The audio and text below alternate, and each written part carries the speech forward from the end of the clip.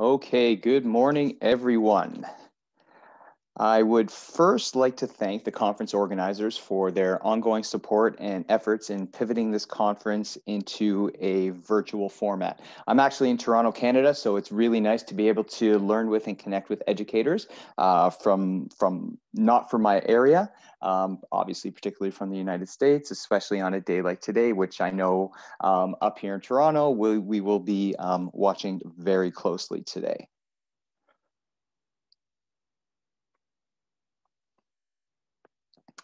So I want us to get started in a good way with our land acknowledgements. So as a guest on Turtle Island, I would like to start by acknowledging that we are connecting virtually today from our spaces on land that has been shared with us so that we may work and learn together in the service of students who attend our schools.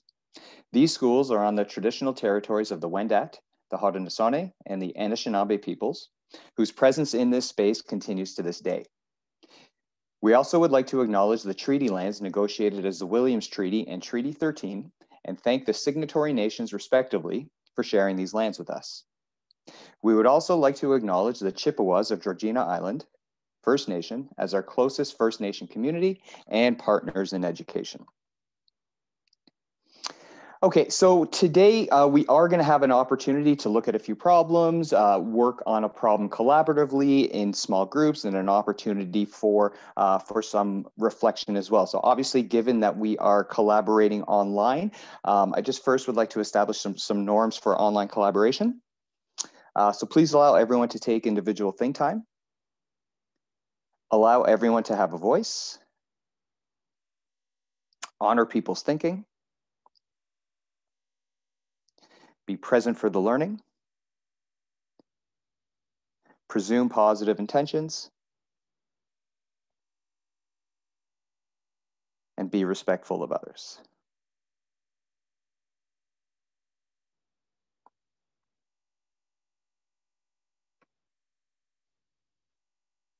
Okay, so just super quick, just a little bit about me. So as I said, I am from Toronto. I'm a teacher and math coach. So I currently work as a grade 6-7 homeroom teacher and then support mathematics programming in the school. And we're a K-8 school. And I'm also the lead math mentor at the Mentoree, which is an online teacher mentorship community.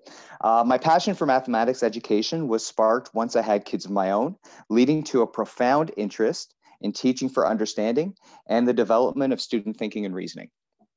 This is framed around the role playful mathematics has in uncovering a sense of wonder, belief, and beauty. As an educator, my work is predicated on the belief that all learners have mathematical experiences that need to be honored, and using these experiences will help to leverage new learning opportunities for our students. Central to my teaching practice is the role problem solving plays in learning mathematics.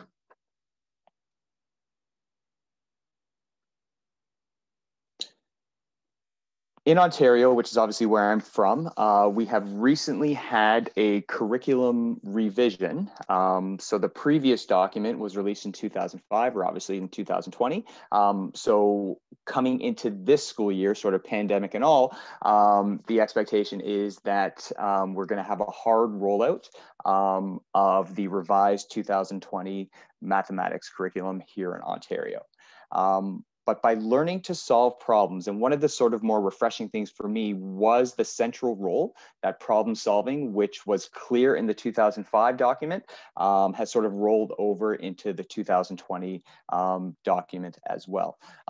So by learning to solve problems and by learning through problem solving, students are given and create numerous opportunities to connect mathematical ideas and to develop conceptual understanding. Problem solving forms the basis of effective mathematics programs that place all students' experiences and queries at the center. I believe that problem solving should be the mainstay of mathematical instruction and should be considered an essential process through which all students are able to learn and have their natural curiosity unleashed. But I believe it's more than that. I believe we need to provide students with opportunities to solve meaningful problems that are accessible to all learners, and to engage with students in mathematics challenges that have multiple entry points, a low floor and a high ceiling. These problems lend themselves to natural differentiation, where all students are able to access the problem at their level and experience success. They allow for varying facets of mathematics and give students meaningful and enjoyable contexts so they can make sense of and mathematize their world. So keeping that sort of within the context of the work that we are going to engage in together, I just wanted to quickly go through sort of the vision for the 2020 elementary mathematics curriculum here in Ontario. So the goals are, the vision is to help students develop positive identities as mathematics learners, for students to see themselves as mathematically skilled, to support students in making sense of and mathematizing their world, to enable students to become logical, systematic, and critical thinkers,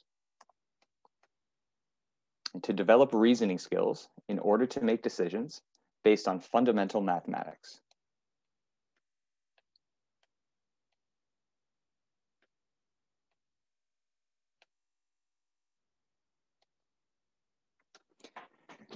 As we know, learning mathematics, like anything, is a developmental process, a process that nurtures curiosity, of investigating ideas, of building a sense of wonder and exploration.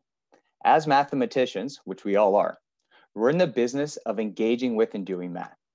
With the development of our revised elementary mathematics curriculum here in Ontario comes a renewed focus and emphasis on the mathematical processes. So the 7 processes that we see on the slide here. The mathematical processes can be seen as the processes through which students acquire and apply mathematical knowledge, concepts, and skills. These processes are interconnected as all students problem solve, communicate, reason, and reflect as they develop the knowledge and understanding and appreciation for key mathematics concepts and principles.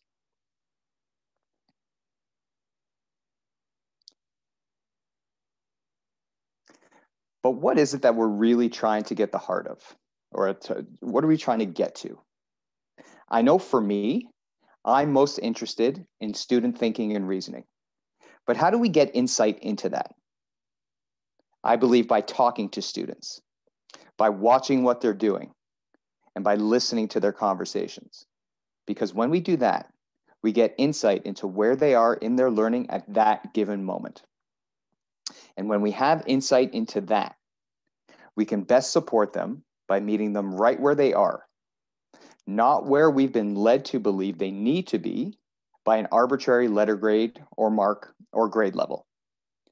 In Ontario, the Ministry of Education defines mathematical reasoning as a process that supports deeper understanding of mathematics by enabling students to make sense of the mathematics they're learning.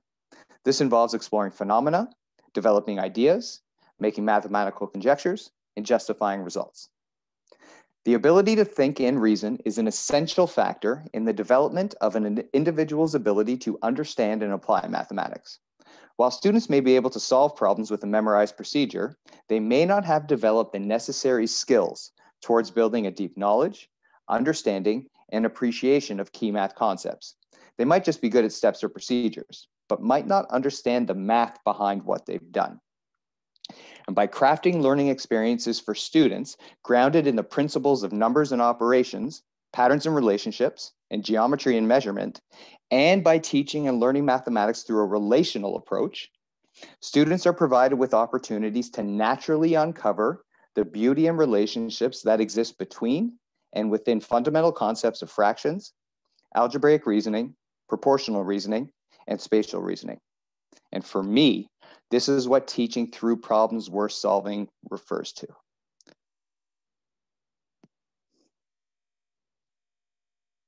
Okay, so what we're going to do now is we're first going to look at some of the revised curriculum expectations for grade 4 and grade 5. Okay, so again, contextually, the expectations we're going to be looking at are expectations in the Ontario curriculum. Okay, we're also going to look at a couple of sample tasks for those particular grades, and then we'll engage in a task in breakout rooms and then come back for a little bit of a reflection and debrief. Okay, now I chose grade 4 and grade 5 because really most of the teacher groups I work with fall within the K to 8 grade range, and grades 4 to 5 are right in the middle. Okay, plus depending on our own context, many of us work in combined class settings where we're working with student groups from 2 different grade bands simultaneously. And oftentimes, through no fault of our own, teachers are caught in a cyclical trap of trying to work through two different tasks or activities at the same time when teaching in a combined class. And working under this model, I believe, is not manageable or sustainable for any period of time. So my position is that by teaching through problems we're solving, we can not only engage with students in tasks, activities, challenges, and problems that are contextual, meaningful, and impactful, but we can also take that very same task, perhaps with some slight adjustments, or maybe even none at all, across several different grade bands. Okay, so let's take a look at the expectations here in Ontario that the tasks are going to address.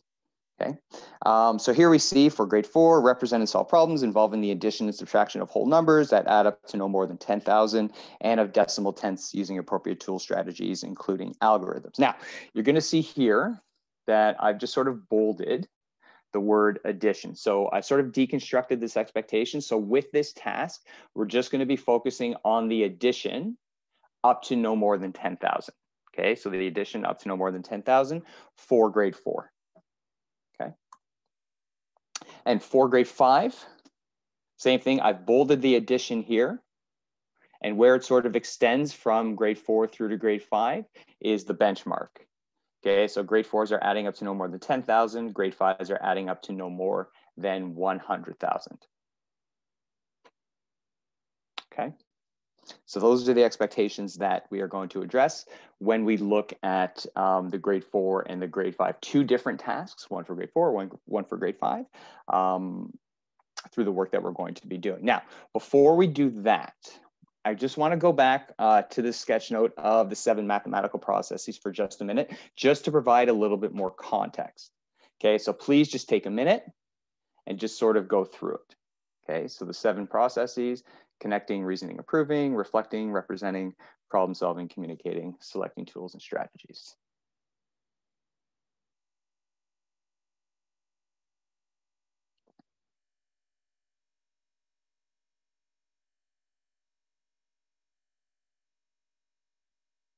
Okay, so in a second, I'm going to share the grade 4 task addressing the grade expectations from the previous slide. Okay, when I show the task, please just take a minute, okay, to reflect on which one, some, or all of the mathematical processes shown here are reflected in the task. Okay, and then we'll just take a minute to sort of reflect on that and then add some thoughts up into the chat, which I'll monitor. Okay, so again, I'm going to show the grade 4 task in just a second. Okay, thinking about the processes that we see here as we're looking through the task. Okay, please reflect on and then add your thoughts into the chat around which one, some, or all of the mathematics processes that we see here are reflected in the task. Okay. Okay, so here's the task for grade 4.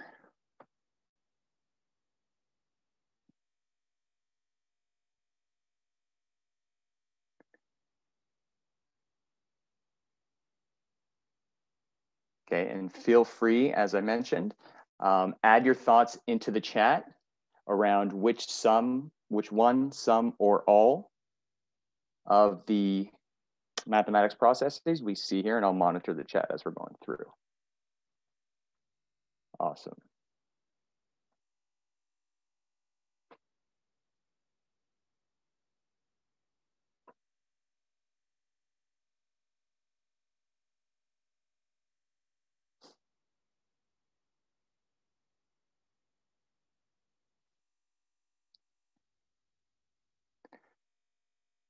I like that term, sterile worksheet. I'm going to assume that means, let's say, not very engaging for our students.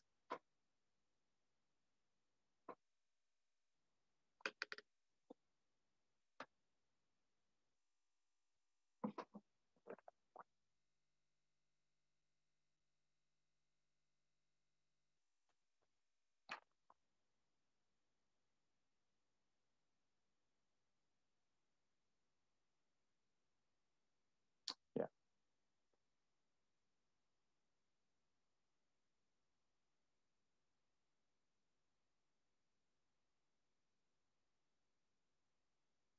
Awesome. And what's interesting, as I see the word recall, excuse me, in our curriculum revision, that word recall now comes up considerably, let's say more frequently than it did in our previous curriculum document.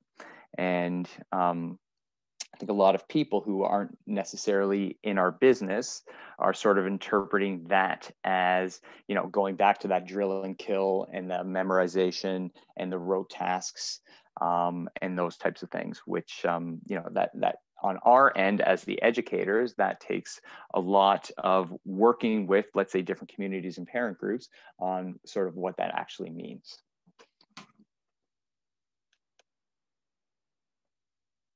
Okay, so thanks so much for sharing. That's great. And really for me, you know, in incorporating this type of task into our work here today, I'm really sort of drawing upon my own experiences as a student, not necessarily as a teacher. Well, maybe, you know, when I was first getting started, but certainly drawing upon my own experiences around sort of what a mathematics classroom was like for me many years ago. Okay, so again, I want to come back to this sketch note again before we look at the grade 5 task, okay? And again, the grade 5 task in terms of the specific expectation that we're going to be addressing is sort of the addition of whole numbers up to 100,000. Okay, so again, just, you know, taking a minute to have a look at the 7 process expectation or the 7 mathematics processes. Okay, so again, when I show the task, please take time to reflect on which one, some, or all of the mathematics processes are reflected in the task. Okay, and then please take an opportunity, if you're good doing that, to share your thoughts into the chat box once again. Okay, so here's the task.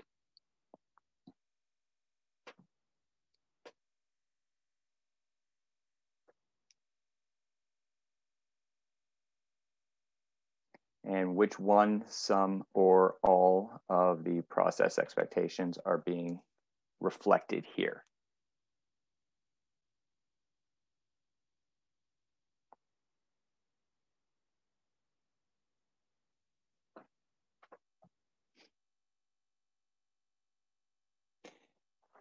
And part of my thinking or my rationale as well behind including these worksheets in our work here today is, you know, if we were to focus just solely on the specific expectations, I mean, the specific expectations are being addressed here, but it's through the process and really those 7 mathematics processes that students learn mathematics.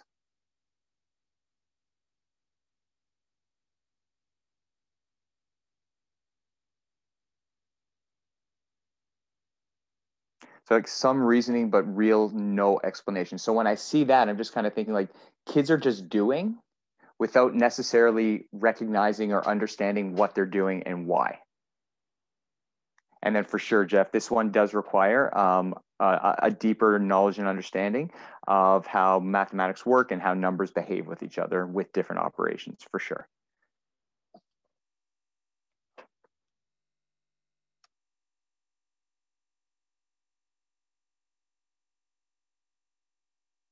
I think it's right. I agree, Trisha. I think there's a little bit more of a challenge in there, for sure. And certainly more opportunities for reflecting as well in terms of determining the precision of their work.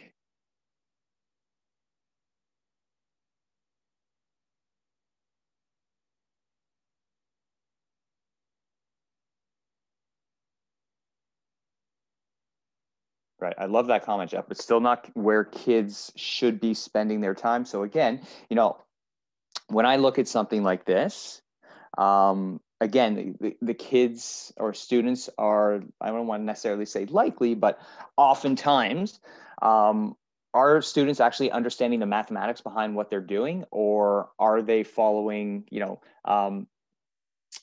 the steps and procedures outlined by the teacher? And if they are, do they understand the mathematics behind that? And in the absence of opportunities to engage in, meaty problems and opportunities for that reflection and to communicate their reasoning behind what they did, I'm not sure if we're giving ourselves as educators opportunities to truly assess where students' mathematical understanding is. It's one thing if they are able to apply the steps and procedures, but another thing entirely if they're able to, let's say, reason and prove their way through a problem.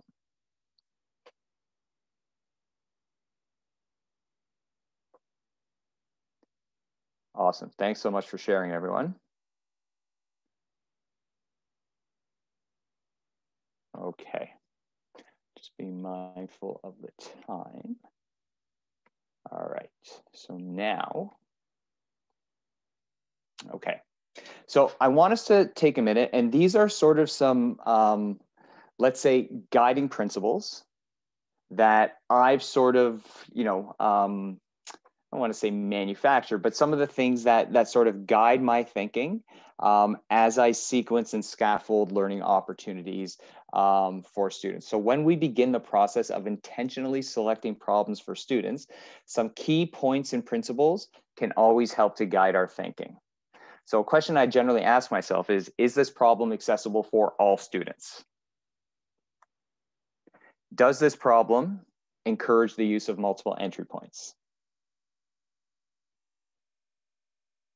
Are students able to access the problem at their level and experience success? Does this problem allow for the use of multiple strategies and varying facets of mathematics? Does this problem support the development of the mathematical processes, those 7 processes? If so, which ones? And does this problem provide opportunities for students to make connections to key mathematics principles? Again, if so, which ones? So, like I mentioned, these are sort of my guiding pillars, I guess, as I, like I said, as I select and sequence different learning opportunities for students. So just super quick, like any thoughts, anything here that sort of sticks out for you, any sort of general comments around these principles that we see here? If so, we'll just take a couple of minutes. Please add those thoughts up into the chat box.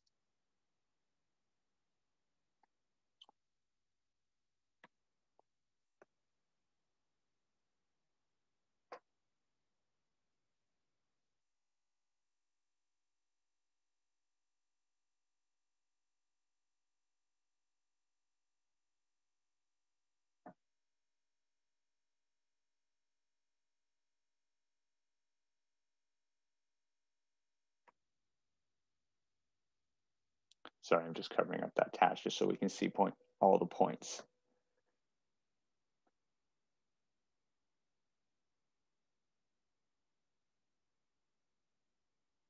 Great idea, Kathy.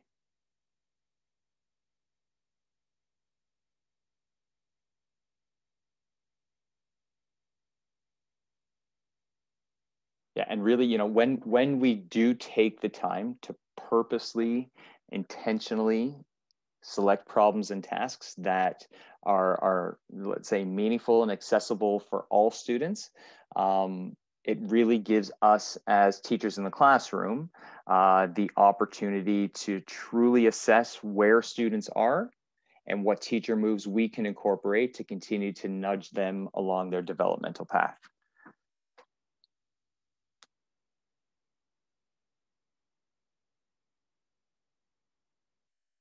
I agree, Stacy. I think that one really comes with time, experience, and developing, let's say, a little bit of a passion, shall we say, for teaching mathematics. And when we sort of approach things through that relational approach, I think we're creating the conditions for students to truly make sense of how key principles and fundamental mathematics are all connected.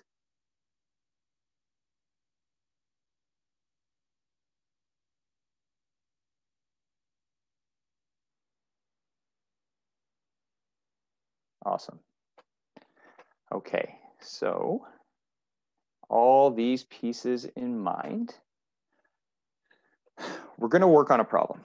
Okay, so let me go through the problem in a second. And what I was thinking based on our numbers, we are going to, I'm going to put you guys in breakout rooms. Ideally, we're going to be in breakout rooms of 3. And I will sort of pop in and out of the breakout rooms, see what you guys are doing, likely ask some questions, and obviously the teacher and me, incorporating some teacher moves to sort of nudge us all along. Okay. And as we work on the problem, like I said, I'll be popping in and out of rooms, just again, based on numbers and just based on the time that we have. I'm going to do my best to get to all the rooms, but just based on different conversations and other things that might happen, I might not be able to get to all the rooms. So just sort of putting that out there for everyone to hear. And then just based on time, we'll then have an opportunity to come back to consolidate our thinking and then revisit the same guiding questions that we just looked at in the previous slide. Okay, so let me introduce what the problem is.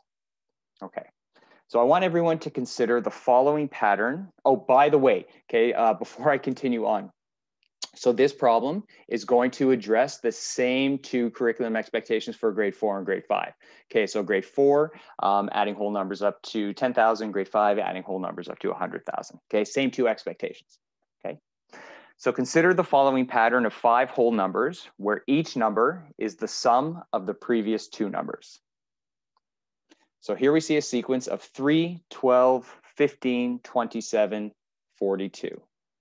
Okay, so these first 2 numbers, we're going to call these the seed numbers. Okay, and 15 is the result or is the sum of the previous 2 numbers. Okay, 3 plus 12 is 15. 15 and 12 is 27. 27 and 15 is 42. Okay, so everything obviously builds in a progressive sequence. Okay. So here's our challenge. We want this 5th number to be 100. Okay, we want this 5th number to be 100. So our task is to find all the whole seed numbers that will make this so. Okay, the seed numbers again are the first 2 whole numbers. Okay, so here's our problem. Take a minute to reflect on the information that I've shared, the information that's currently up on the slide. Okay, and any questions or points of clarification, please add those thoughts up into the chat and I will address them before breaking us off.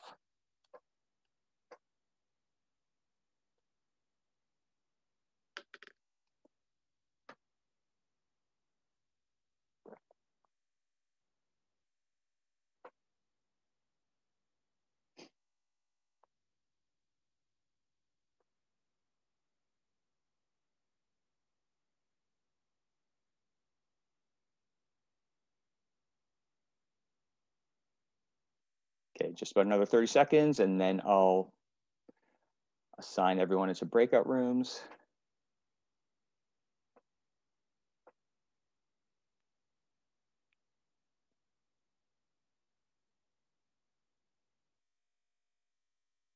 Okay.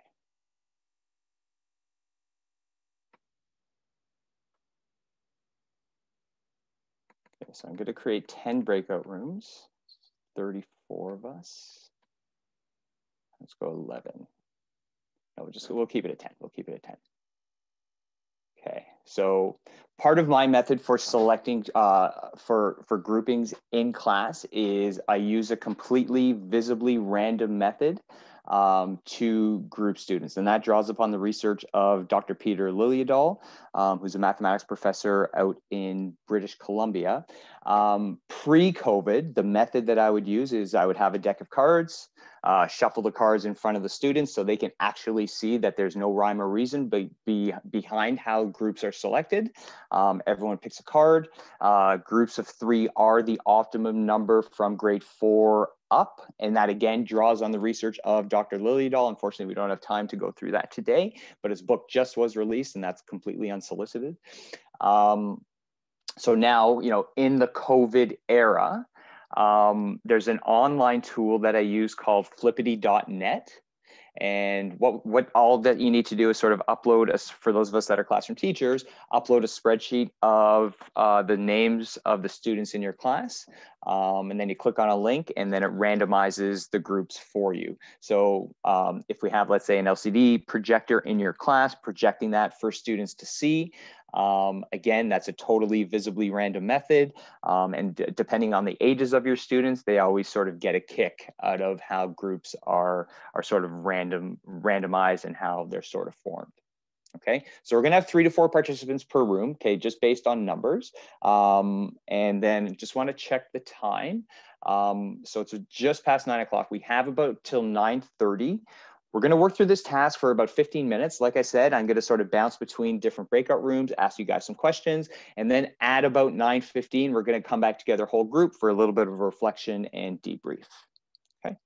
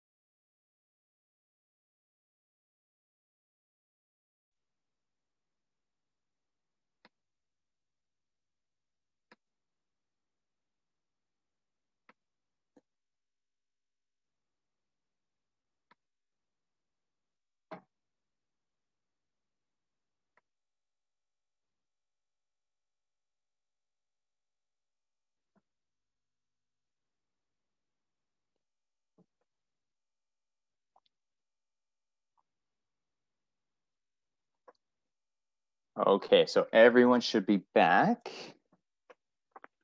So before we sort of get into some possible responses, I want us to take a minute just to have an opportunity to reflect based on some of the guiding principles that we looked at earlier before engaging in the task. Okay, so again, we need to ask ourselves, is this problem accessible for all students? Okay, low floor, high ceiling. Does this problem encourage the use of multiple entry points? Are students able to access the problem at their level and experience success? At times with certain teacher moves to continue to nudge students along? Does this problem allow for the use of multiple strategies and varying facets of mathematics?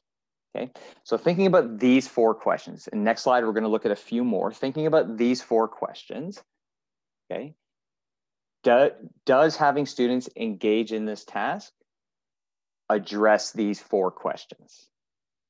Okay, and just take a minute to reflect on that, and feel free to add your thoughts into the chat box.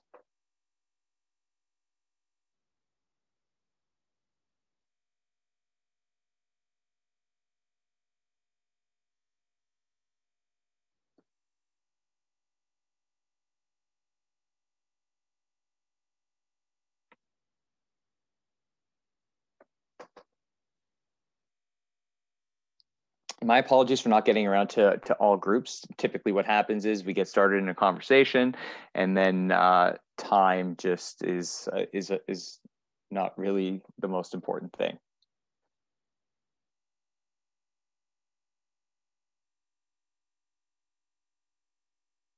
Awesome. Thanks so much for sharing.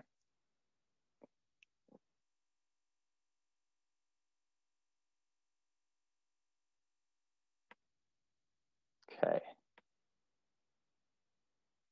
So as well, does this problem support the development of mathematical processes? Okay, problem solving, representing, reflecting, reasoning, improving, connecting, selecting tools and strategies, and communication.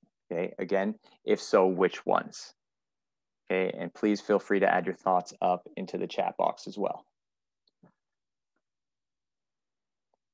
Along with that, does this particular problem provide opportunities for students to make connections to key mathematics principles, for example, fractions, proportional reasoning, algebraic reasoning, and spatial reasoning? If so, which ones?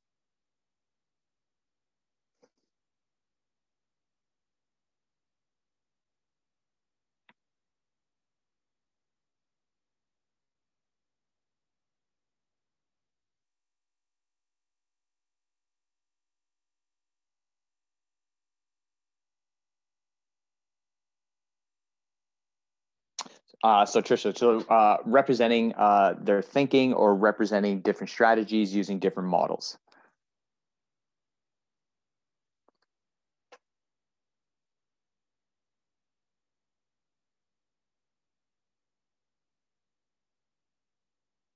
So David, we're going to share in just a sec. I know the suspense.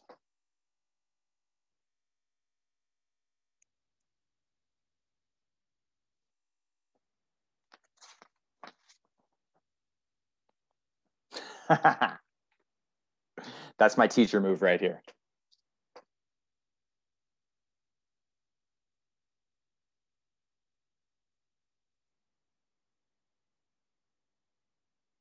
Awesome.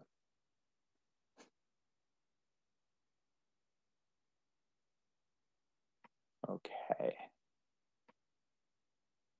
So now, just back to the problem, okay? So we know that we are considering a pattern of 5 whole numbers where each number is the sum of the previous 2 numbers, okay? So here's the example here, 3, 12, 15, 27, 42. We want the 5th number to be 100, okay?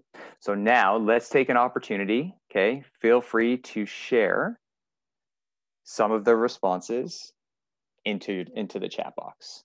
Okay, and just for the purposes of, just time, because we only have about 7-8 minutes left. If you just want, you actually, don't worry, you can include all 5 numbers in one of the sequences that you found. If not, then just include those first 2 numbers, those seed numbers.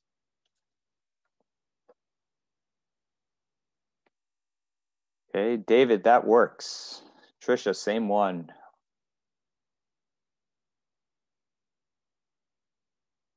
Okay, so let's just stop right there for a second. Okay.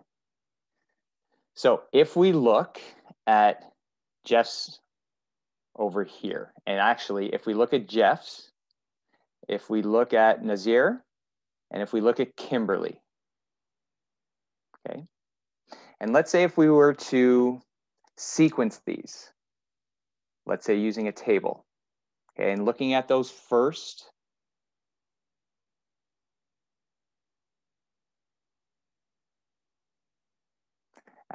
seed numbers. I'm just going to jump up back into the chat box for a sec, okay?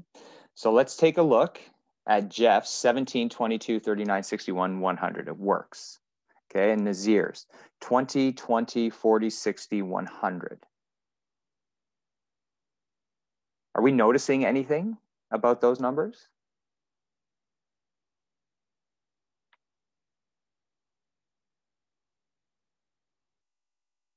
Okay, so let me jump back up. So these 2 right here, Jeff's of 17, 22, 39, 61, 100, and Nazir of 20, 20, 40, 60, 100. I'm wondering, what do we notice?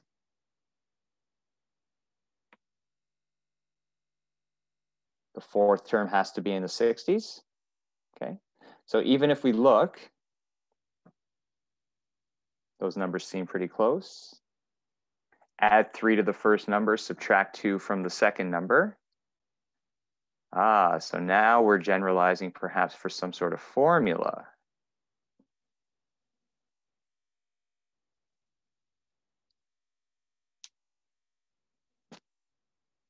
Super cool.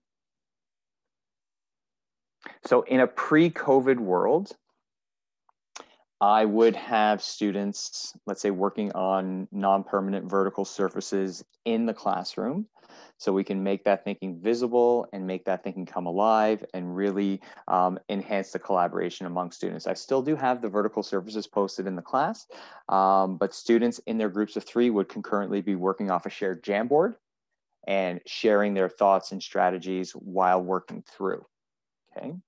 So now I know some aha moments for students would be if we land on this sequence, okay, and a teacher move that I have incorporated when students have been working on this task is just to help students see the visual of the pattern that exists. If, let's say in a scenario, this is their first sequence that they came up with, strategically placing the next one underneath and ask students to do a quick notice and wonder, well, what do we notice and wonder about the numbers now?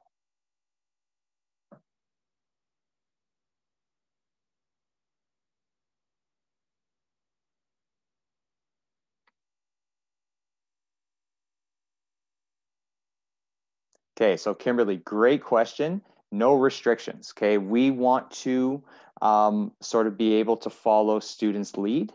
So what's interesting is, so this year I'm a 6'7". Last year I was a 6'7" as well. So with the 6s last year, we didn't go into negative numbers, but many of my 6s from last year are my 7s this year. And so this year we engaged in this task again, probably about 3 or 4 weeks ago. And we went into negative numbers, which was sort of a huge piece for students too. Okay, but again, thinking about, let's say, if we were to address this as grade 4, grade 5, we might not necessarily get into that negative piece.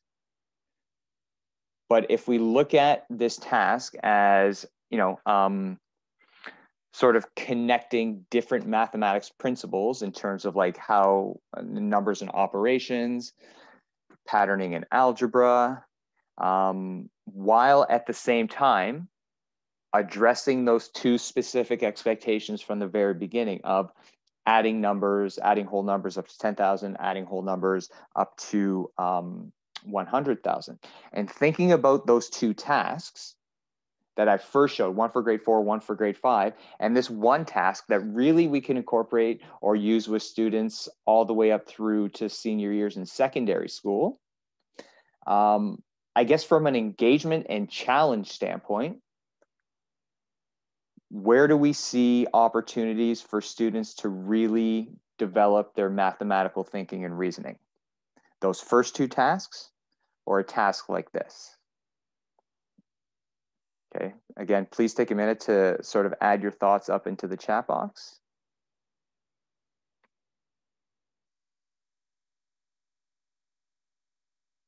So in other words, which of the tasks, or the three tasks that we've seen today, are likely going to encourage students to really be invested in the process of solving problems?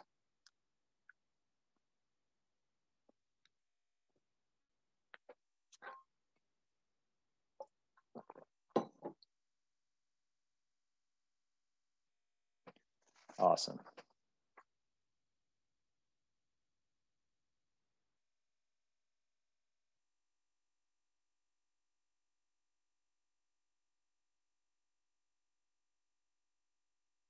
Unfortunately, we're just about out of time, so it's just sort of one other piece that I just want to go through.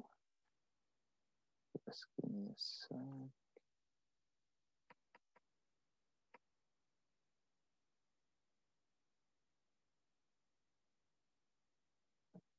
Okay, so throughout the entire presentation, you might have noticed that on certain slides, I had different tasks and activities that were incorporated into the slides.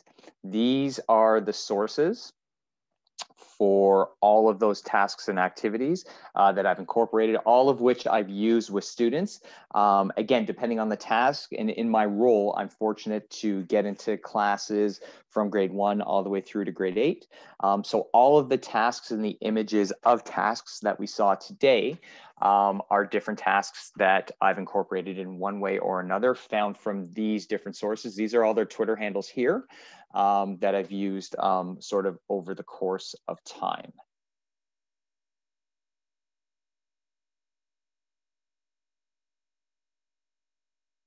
Open Middle Online, yet 100%. So if you guys are on Twitter and if you follow Dan Schuster, I don't have him linked here, but just a quick sort of Twitter search for him. He puts everything online, and I know he's created online open middle problems from grade 1 all the way through to grade 8.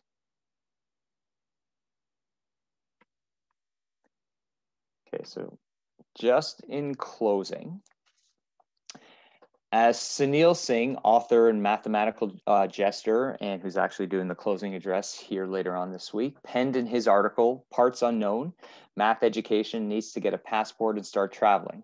Try a math problem that you have no idea where to start, and learn something about that problem that can help you learn something new about yourself.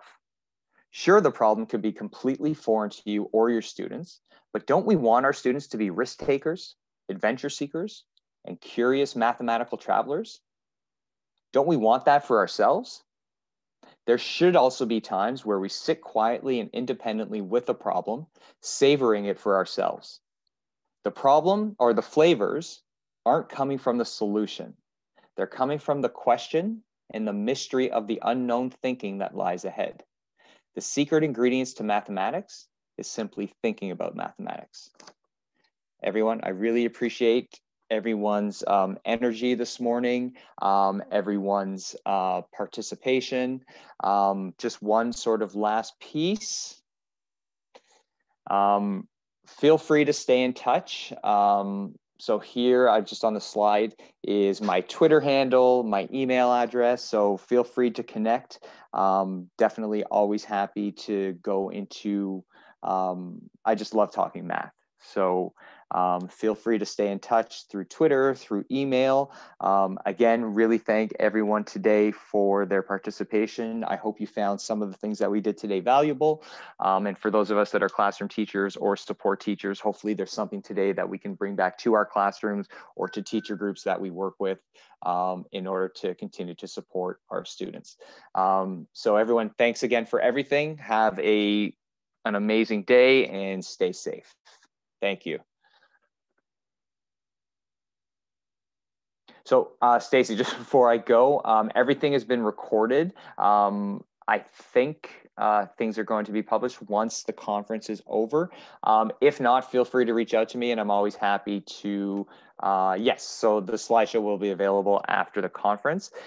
If for whatever reason it's not, just feel free to reach out and I'm always happy to share, not a problem.